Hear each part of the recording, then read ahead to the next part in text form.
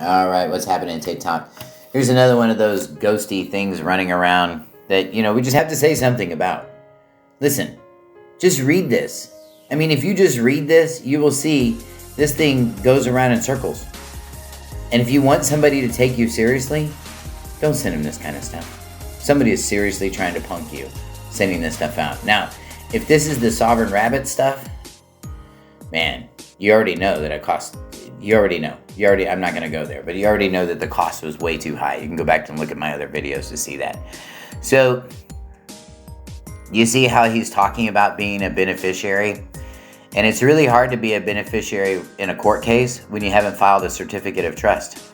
They don't know what trust you're talking about. They have no idea what you're talking about. And let me tell you something about courts. If you didn't write it down and if you didn't make notice of it, it didn't happen. Even if it's illegal. Did you know that? Yeah, it's true. It's not legal advice. This is just factual experience.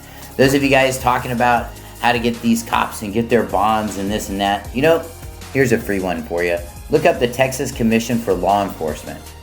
Look up those guys. Those of you guys having a hard time in Texas, look up this agency right here. They're a pretty good agency.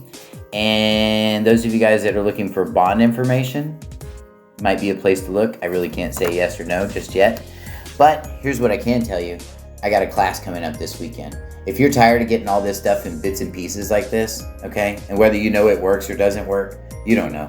It's just John Doe on spot, So if you guys want to join us this weekend, we got a class coming up this weekend, and I've perfected travel. Those of you guys that have just now learning about the DOT plates and stuff, we traveled the whole country for 2.5 years.